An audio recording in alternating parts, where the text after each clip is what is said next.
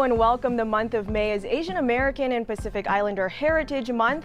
It's a time to celebrate the culture, traditions, and history of Asian Americans and Pacific Islanders across the country. And I'm excited today to explore how some of those cultures found their roots here in Las Vegas and Clark County, and how Asian Americans and Pacific Islanders are making an impact in our valley today. So joining me for this conversation, Dorinda Burnett and Rosita Lee from the Las Vegas Hawaiian Civic Club. Also Mark Paducah Pat, he's an author and professor of Asian American Studies at UNLV, and Wayne Tanaka, a longtime educator and community leader in Las Vegas.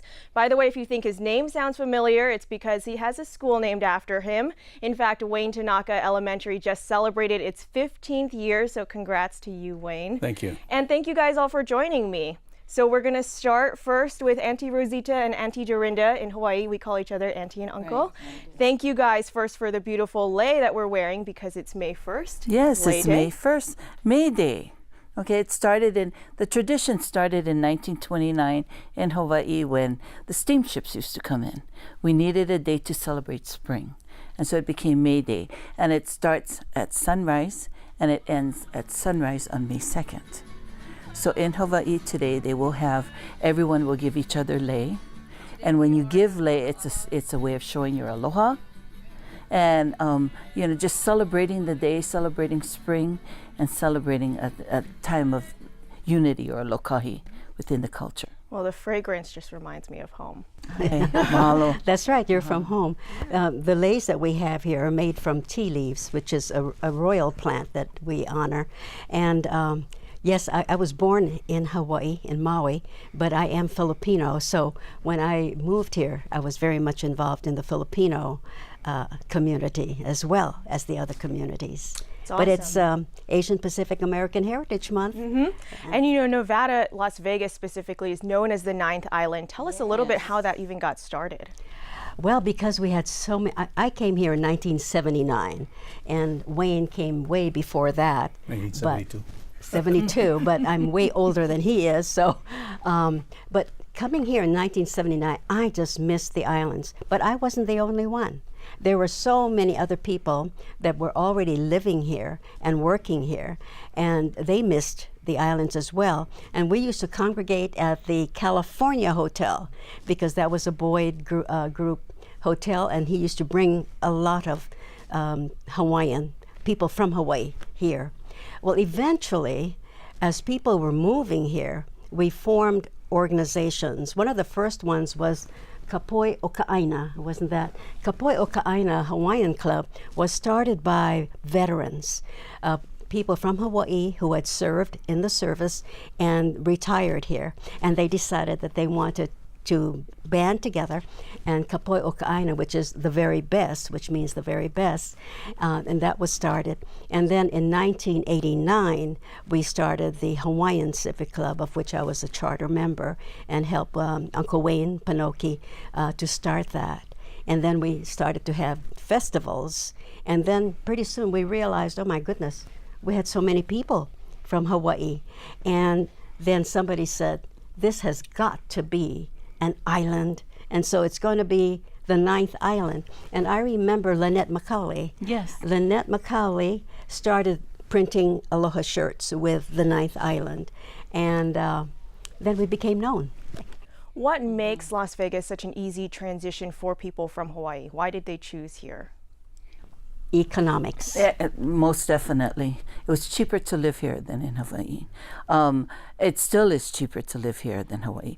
But the service-oriented portion of our community is very similar because of our service-oriented here with tourism in Hawaii was the same.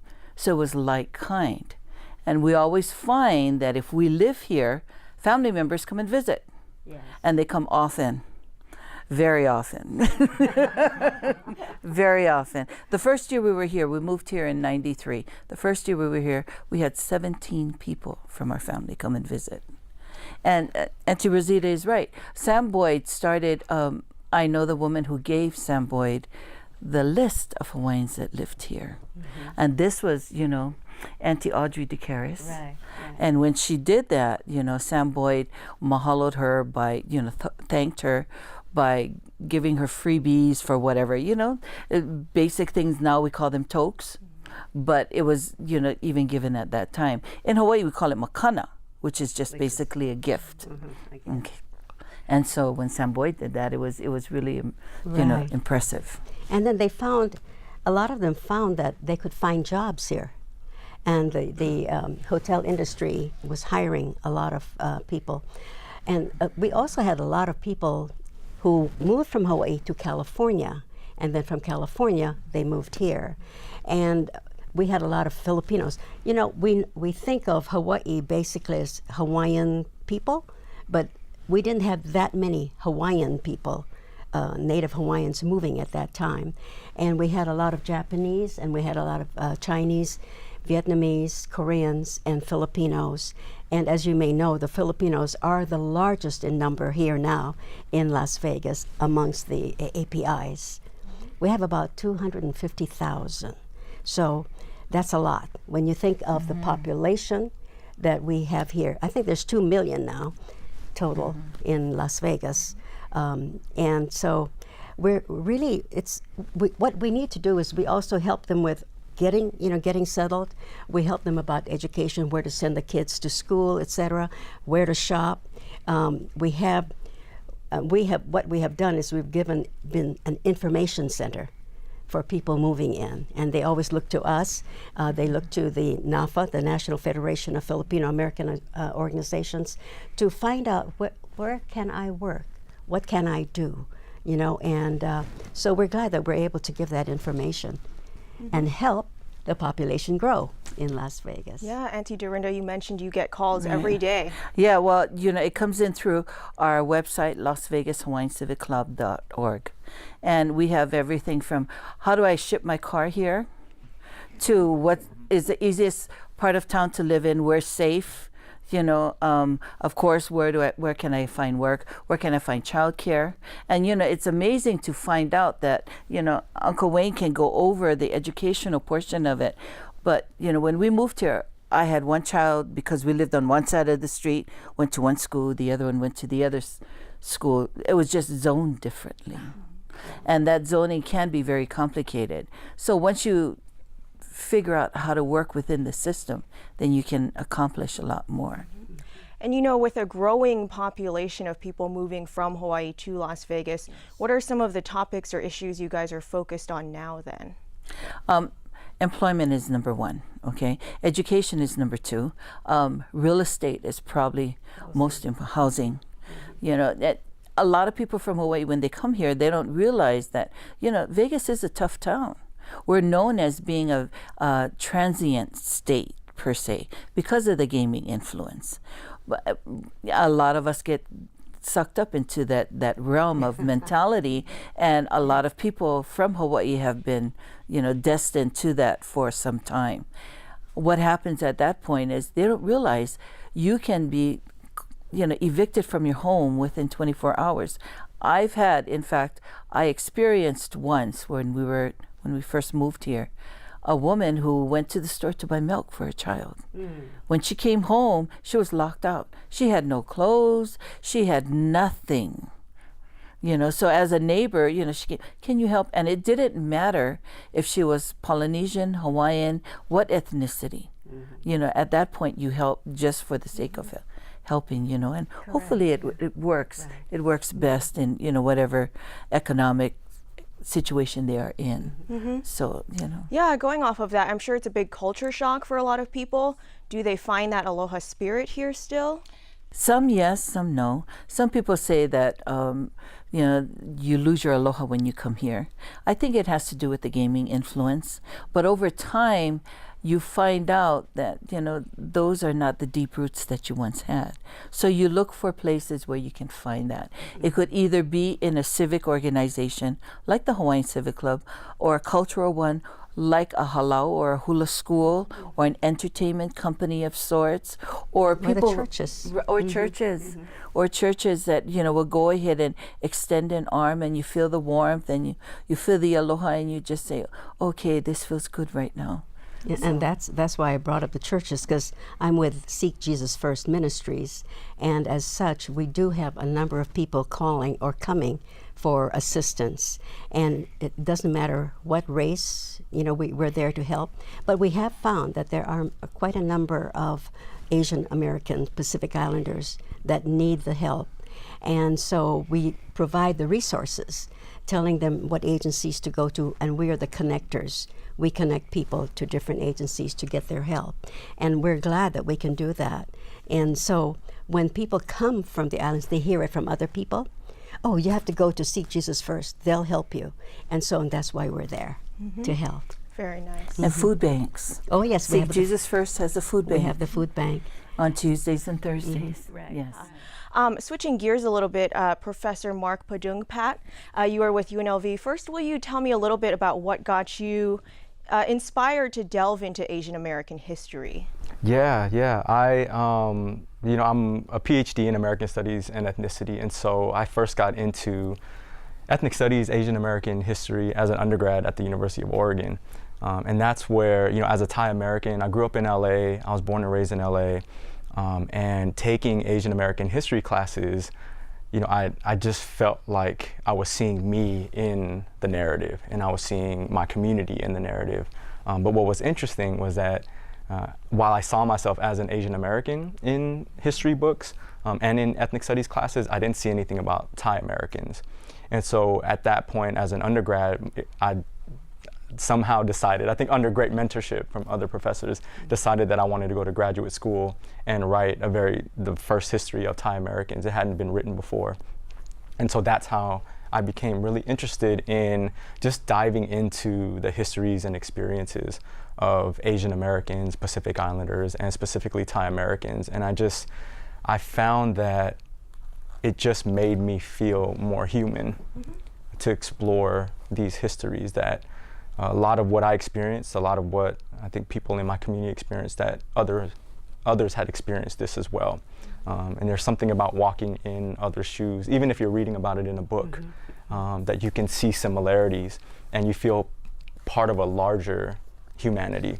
And so I think that's what made me both excited to do research, but also there's something very fulfilling about learning about these histories. For sure, and that's a great segue into your book. Despite its title, it's not just a cookbook. Yes. Yes. Can you explain it a little bit? First, give us the title. Yeah, absolutely. So this is, I wrote this book published in 2017. It's called Flavors of Empire, Food and the Making of Thai America.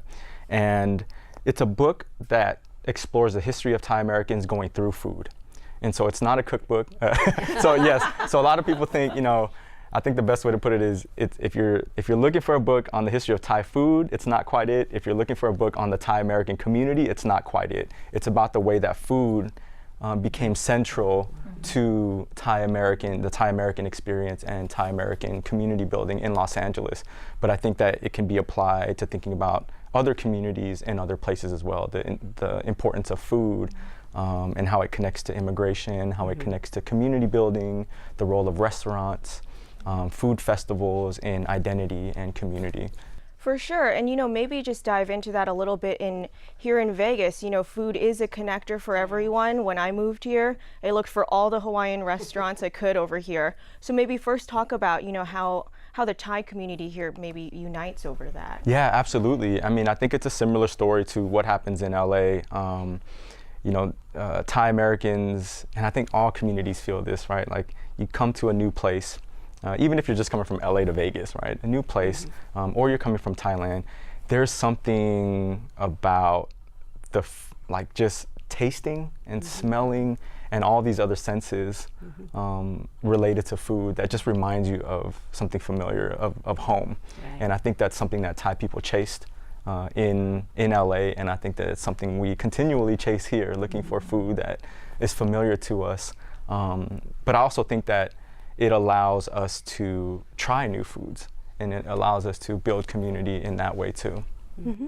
Do you guys feel, and you can all weigh in, that it kind of starts conversations? There are different dialects of language, there are different variations of food versus the way your mom cooked versus the way you find it here.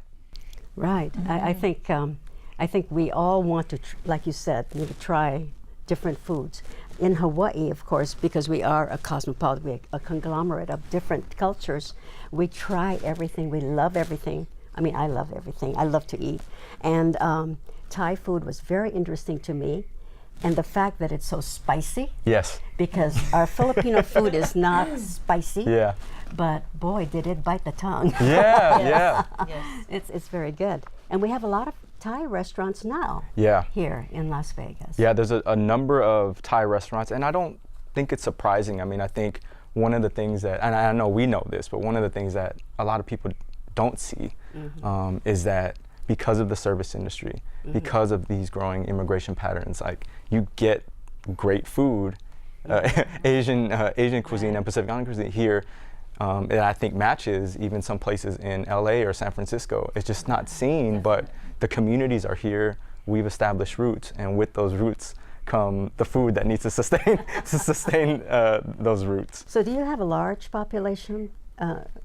Because I show, because we did this study, and I show that for the Thai community we had 7,000. Yeah. So do you think it's grown more than that, or since we did this community of contrast? I think it stayed pretty similar. You know, Thai immigration patterns haven't really shown a great, even across the country, like great growth and slumps. So I think it's probably stayed pretty consistent. Right. There's a lot of back and forth migration for Thais as well. So. And we find, as far as the religion. Yeah, yeah. So what is it that brings people together is churches, right? Yes, yes. And we found that with the Japanese, Filipino, and the Hawaiian communities. And it's really interesting because when I first moved here back in 1979, yes, that's a long time ago, one of the things that I did was join the different organizations, and I think Uncle Wayne here can attest to it, that when you do join the different organizations to get to know the community, you learn a lot. And what we did, and I worked with the Advancing Justice, Asian Americans Advancing Justice, and we did a study of Las Vegas. We did studies of different states, but I worked, of course, with the community here, and it was really interesting because I realized finally that, hey, hooray, people are interested in documenting, because it's, as you did with your book, it's so important to document. Yes. And so I've been with the Hawaiian community forever and ever, and so we don't have that kind of documentation that we need to have to show our people that live here how important it is that we learn to get together. And that's what I like about the study that that I did with the Asian American Justice Center. And we have employment, we have income, we have health, housing, and all of that history, which I'm very glad to leave this with you, so that you're, not only Clark County, because Clark County commissioners already have this. I've given it to them, but yes, they I have make to sure. read it. Oh yes, I make sure. I also just wanted to say, Yeah. I wanted to say this Yeah. right at the beginning, but I'm honored to be in the presence of people, Asian Americans who have made such an impact in Las Vegas, and I think I want to say that and express that. Thank you. And studies like this and the work that you all have done in the community, I mean, it's the roots of Asian American studies. Yes. So as a program, we go back to the, Asian American studies itself goes back to the 1960s, and it stemmed out of community work. So it's something that came out of the community, that the community pushed universities and colleges to teach about our populations and to document. Yes. To tell the histories, and then to take that knowledge and help the community, and to see. I'll give you one of these. Yes, too. yes. That was my long-winded way of saying, can I have a Yes. copy of this? Here, but this you is may have a copy. thank you so much. But this is the kind of work that we do within Asian American Studies programs too. So it's funny because a lot of people are like, "Oh, that's an easy class, right?" Or No, easy class. it's not necessarily. There's But it's really good. It's impactful. Yes, and it there's is. nothing easy about studying, immigration patterns or economics, war, how to create change. Like those aren't easy questions. It's not even easy with the Hawaiian or the native Hawaiian, because people say, "Oh, you guys you're part of us already because we are a state. But then we have the Tongans, we have the Samoans, you know, and Micronesians who aren't U.S. And so they're concerned about immigration, and immigration is so important in our discussions all the time. And how do we go about making our congressmen, our senators, and our representatives aware of our presence here? And we have been very fortunate to be able to work with them in getting this immigration issue out. Yeah. So we'll go to Wayne Tanaka now. You are quite the historian. I know you know all about this. Brief us a little bit first about how the Japanese American came to Las Vegas. If you go to some of the grave sites at Virginia City and you see the Japanese and Chinese style writing, you go and get it read and you find out gravestones in Virginia City for Japanese date back to 1850s. You know, and of course everybody knows about the Transcontinental Railroad and the involvement of Chinese in the crews building the railroad and linking up near Salt Lake City at Promontory Point. But that whole movement doesn't negate the fact that Japanese workers worked on the Nevada Central Railroad in 1880 and connecting Battle Mountain to Austin, Nevada. And many said, well, what were they, the laundry? Well, and we joke about that too, you know, but somehow it's hard to trace some because they never asked them for their last names. You know, hey, Saab, what's your last name? You know, that never came up. They say, hey, Saab, go get the bucket. Come on over. You know, those kinds of conversations would take place. And so even in Hawaii, we learned fast in the islands that it is not, people in Hawaii don't ask, what race are you? They don't. Right. You know, they say, what is he like? We always question, what's the family like? What's his character? Well, you know, you're going to marry my daughter.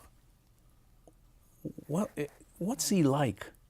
See, in other words, it's the sense of character. And my father and mother used to say, character is defined as the person doing absolutely right when nobody is watching. Correct. Yeah, and it's not just Japanese, but everybody I know that has this cultural background, from Thai to Koreans to Japanese to Chinese, they say, don't shame the family. Yes. Yeah, you see that reaction, right? And yours too. Don't bring shame to the family. You know, your name is important. And so identity means one thing, but let me stretch it further. In the Hispanic Latino community, they have a kind of a bond because of the language. But the Asian Pacific Island population, we don't have commonality in language. But when we were brought to the plantation fields of sugarcane and pineapple and the fisheries and labor, everybody was speaking in something we call Pidgin English. Yeah, Pidgin English. Yeah, and if a Portuguese supervisor wanted to tell a Chinese or Japanese laborer, we want you to go someplace, but wait here until the other guy comes, then you hear this word like, "Eh, Sab, go come, okay?" Go stay, and then come, and then go to the job I'm telling you about.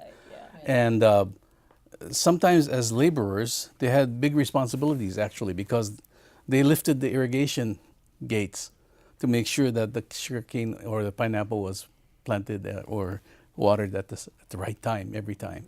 Oh, yeah, I have this picture from the Nevada Historical Society. John Mackey from the Mackey School of Mines, he's the namesake, and his wife, and the Governor Kincaid, John Kincaid.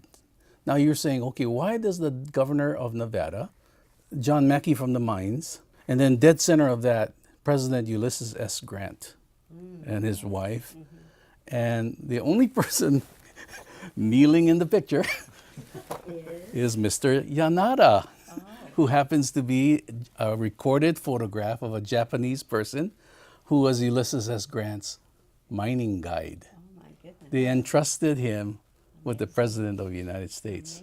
Well, there are other names like that on gravestones, and if you look up family names. But then we shift to the 30s and 60s. And in those 30 years, the war, of course. But there were farmers here. The farmers most noted are Bill Nanyu Tomiyasu, who has an elementary school named for him. And his home, the adobe home that's dirt floor, Yes. is still standing. That's on Pecos, I believe. It's on Pecos, actually in the property of Casa de Shenandoah, Wayne Newton's ranch estate, right? Yes. And then, what is that doing there, and why didn't he knock it down? Well, Mr. Las Vegas, Wayne Newton, was very respectful of history too. He happened to be married to a Japanese woman from Hawaii, Elaine Sato. Wayne Newton's only daughter is half Japanese. Yes, and we're very proud of that. And I'm sure he is too. But because Nanyu Tomiyasu was there, he still stressed education. So his three sons, one physician, one chemist, one PhD in pharmacy, I believe. The daughter, who is also a doctor, physician, and of course his son, who kept up the business in landscaping. We find that while the Tomiyasu Ranch was in the distance, along this dirt road we now call Boulder Highway, a family who had run out of money during the Great Depression was the father and mother of Larry Bolden. Captain Larry Bolden of Metropolitan Police, the only police command center that has a human name on it.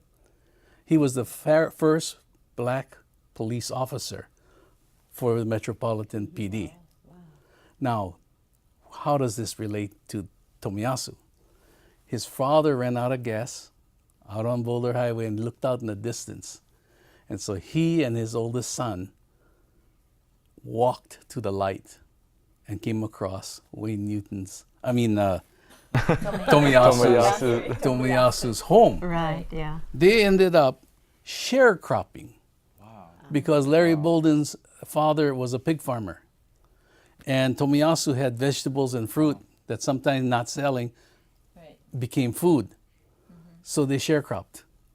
And so here we have, Larry Bolden's wife was a teacher.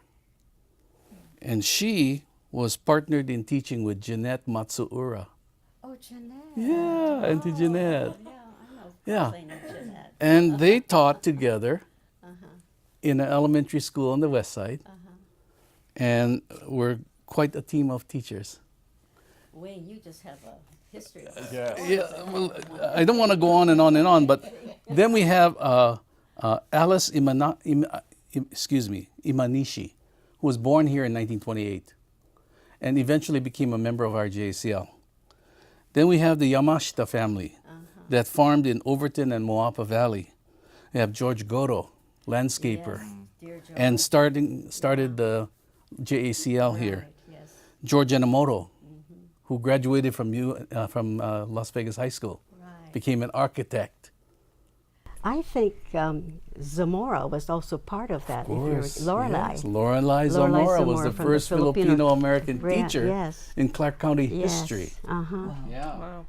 Well, Wayne, you're doing a lot yourself, and you've done a lot to bring the Japanese language into Clark County and schools. Thank you. Maybe can you explain a little bit about that? Japanese corporations were worried that when their representatives were coming to America to operate their corporations, let's say Panasonic, Toyota, Mitsubishi. In fact, the people that provided the concrete for our new suspension bridge past the dam. Yeah, the 9 Japanese engineers that were brought because the engineers from Japan know how to build in volcanic rock, because that's the archipelago of Japan. And then they were doing it across water, and high winds, typhoons. They had to have things that sway, that didn't break. So that team of Japanese were there. But here's how the team of Japanese provided food for the dam workers for Hoover Dam in 1939. There was no refrigeration trucks coming from LA. So the Yamashita family, the Tomiyasus, They were the fruits and vegetable growers that were supplying the food to the dam, fresh fruits and vegetables to the dam, and very much appreciated. You had the Sam Nakanishi. Well, George and Sam were both soldiers of the 442nd 100 Battalion. You know, the most decorated units, combat regiments in the United States history, even today. But Sam Nakanishi started the Osaka restaurant. His son Gene runs not only that, but the commercial meals. They produce like 10,000 meals per day. For Japanese tourists coming in, you know, on the buses, on transportation. And then we have, in early beginnings, we have the Minami family. Now, old man Minami, he had Main Street cleaners and a lot of very exclusive clientele, including some of the mobsters. But their cash was good. Yes. Well, you know, they were wearing suits, right? Yeah. And but his grandson Bruce was a quarterback at Bonanza High School in the 70s, and became, I believe, a captain in the Metropolitan Police Department. So yeah, so they have places for them, and then of course Gary Schofield. Are you going to write a book? Gary Schofield, you know, his he father was the treasurer for the first JECL. Jim Schofield was an insurance agent for State Farm Insurance, but Gary Schofield became the deputy sheriff of Metropolitan PD not 10 years ago.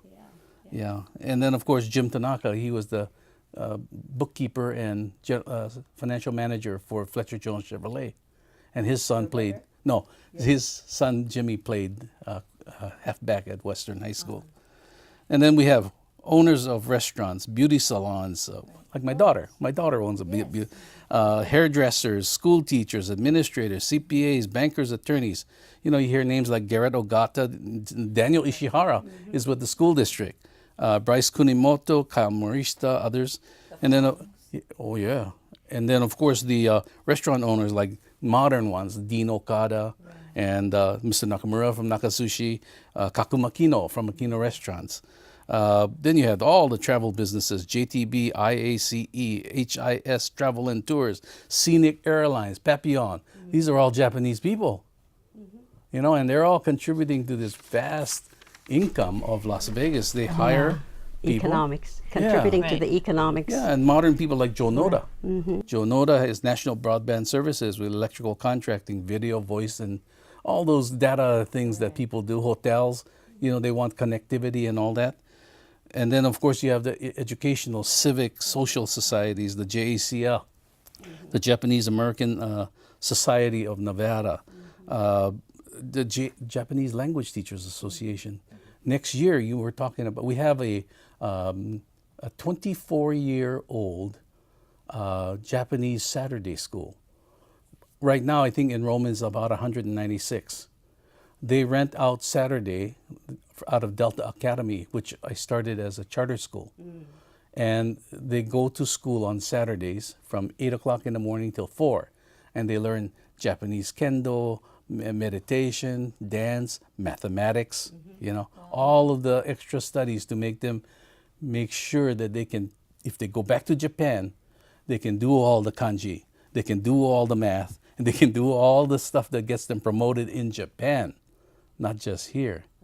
Yeah, and then I think the Thai Am Society has a program on Channel 96, Cox, and Sue Tamangvosa is the hostess, and she interviewed Kengo Shizuma, who is with the technology operator. He is in the surgery rooms of technology people use in heart transplants, lung, and well, Kengo was a student in the Japanese Saturday School, and then graduated from Clark in the magnet school, and then went on to Duke University, and is back now, giving back of himself to the school and to the community. Well, Wayne, you Yes. are such a humble man, but I want to turn it back onto you. You have an elementary school named after you. Why are you so passionate about students in Clark County?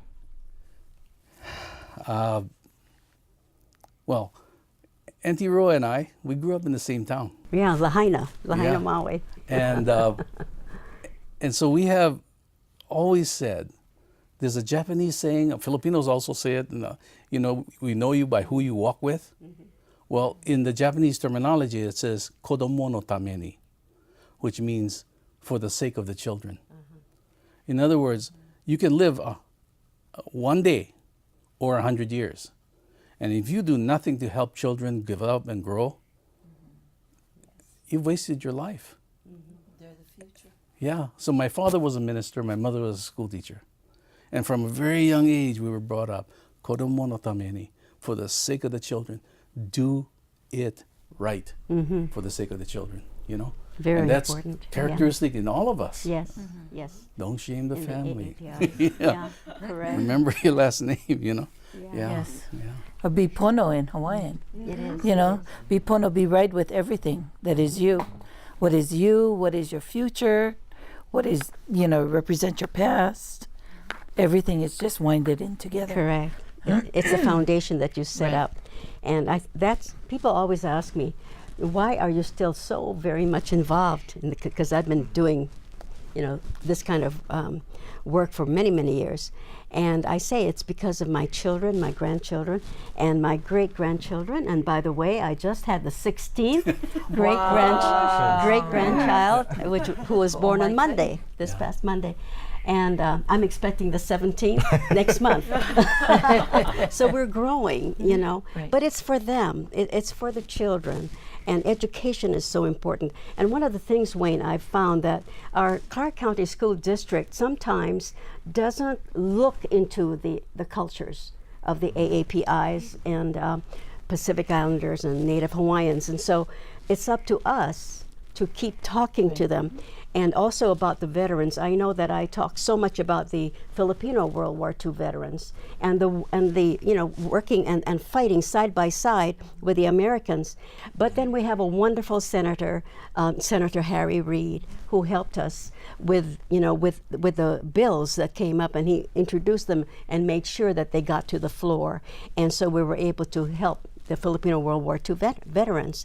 But our school district is going to include that, by the way, in the curriculum, which is wonderful, and I'm so grateful for our Commissioner Tick Segerblum, who has said, yes, we've got to do that, and he's very cooperative about that.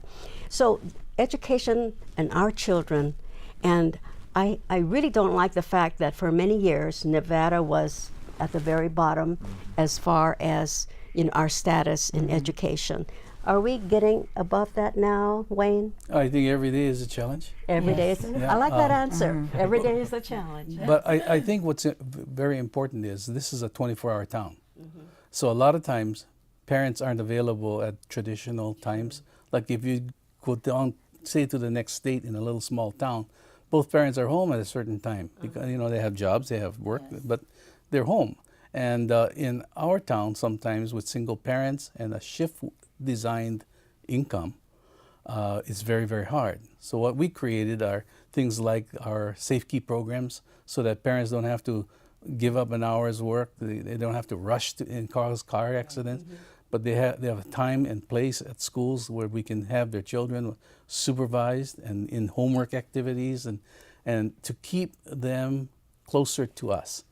And I think the other thing I need to bring up is in 1974, we found out that history books didn't have anything on the Asian relocation.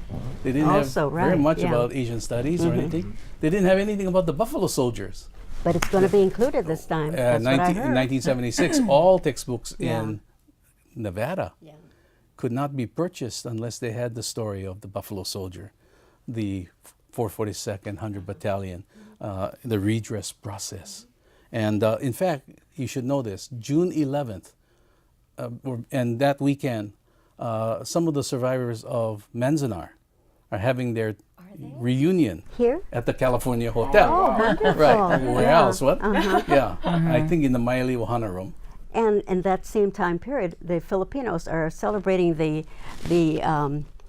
Independence Day. Oh, okay. And yes. So yeah. it's just amazing, you know, how we Right. all work together. you Yeah, know? and you know, and I think what we're gonna see, right, with this new curriculum and all of the stories that that Mr. Tanaka has offered us is that these stories are not just those people's stories. No. It's not just about the Filipinos or the Japanese, or they are, but they're also about the broader human condition. Yes. Right, that like we can understand and our children can understand and our youth can understand what it means to build community. Yes. Right? What it means to And then to be proud build of a their life. of their heritage. Right. Exactly. To be proud of To their be proud of heritage. it, and then also, all of these other larger issues can be learned and can be thought about by going through all of our experiences, and that it's not just like, oh, that's nice, right? Like that's a nice piece of history, but really, this is about all of our history.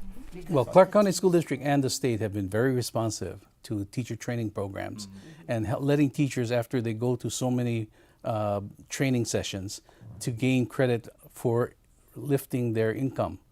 And so as they do this, we provide the speakers, the teachers, the trainers. We had one based on the 100 years of baseball, for example.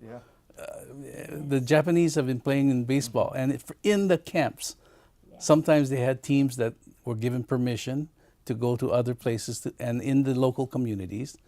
And players that eventually got recruited into the Salt Lake Bees, for example, were some of the Japanese American players. Well, one of them happened to be Koi Nakagawa, and he produced a movie, and it was called 100 Years in Baseball. And it was about Topaz going out and beating the hometown team. But the history of it also is the Cubs, National League, were traveling in the United States to promote baseball. And they stopped by and played again in San Fernando. This little Japanese American team, where the tallest player was 5'7". Wow. And the Chicago The Cubs lost. Cubs lost. That's 4 to 3. the important 4 to part. 3. Well, on that note, we have to start wrapping things up, so we'll just start going down the line, and maybe just a final message, with this being Asian American Pacific Islander Month, what do you want viewers to take away from this? Again, my name is Dorinda Punani Keola Burnett. Okay, I'm one of the historians for Hawaiian culture here in Las Vegas. I'm also a Hawaiian folklorist for Nevada Arts Council. So I bring, and I've done it in artist in residence program, that it's important to know your roots, because once you know your roots, as a bird, you can be able to fly wherever you are and be secure with where you're at in your self-identity and self-sustaining wherever you are in the world. Beautiful message. Auntie Rosita? Well, what I'd like to leave is this, that we are actually all one people, no matter what your racial background is, because we are, from the same. We are created accordingly. And so we share our community, we share our culture. And what I'd like very much for people to understand is that they need to be engaged. They need civic engagement and not just hide in their homes. But when it's time to come out to vote, to get that education, they need to do that.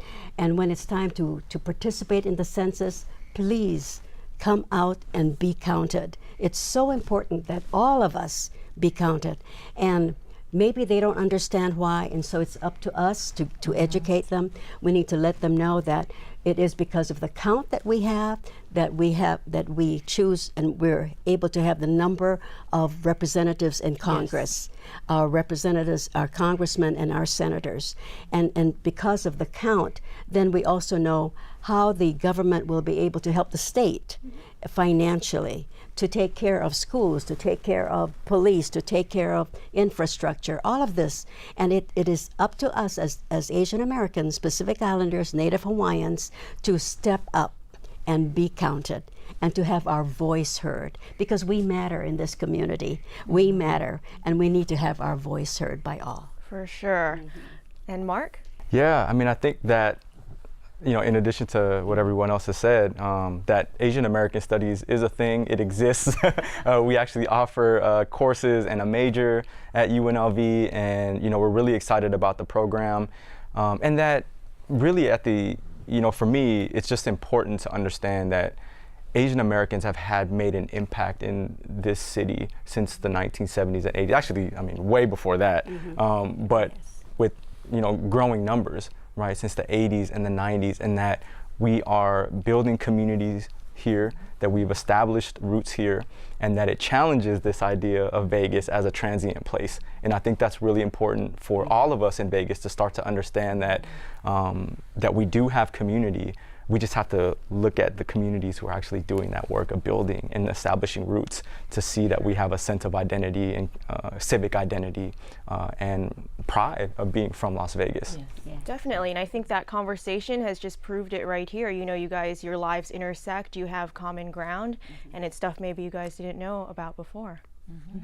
And Wayne. Thank you. First of all, hold up Kaimaena Magazine and Japan Times. They can always film this later, but these are some of the major publications that show the realtors, business people, restaurants. They do the advertising. Jill Munemitsu, that's family. My brother's classmate at Lahainaluna High School is Lee Munemitsu, their father and father-in-law. And and then just so you know how active we are participating in the community, we all know we're working with the commissioners to see if we can create the East-West Center. And we're working on developing that commission. And we're really looking for people that aren't selfish but selfless. I mean, this is not an issue on how to promote yourself into a political position. This is about helping your cultural and your center and your community and the people from young to old. In conclusion, we all stand ready to assist at all times in helping the Las Vegas community grow and develop as a pluralistic and multicultural society, where we are recognized for the content of our character, our trustworthiness, integrity, and hard work. We are, after all, raising families here to be better Americans in a greater America. Amen. Amen. Well, thank you guys so much. You know, I could listen to each of you talk for an entire day. You guys have been so informative and inspiring, and I just want to thank you again, and I hope you guys have gained something from talking to each other as well. And that will be it for us. Thank you so much for watching.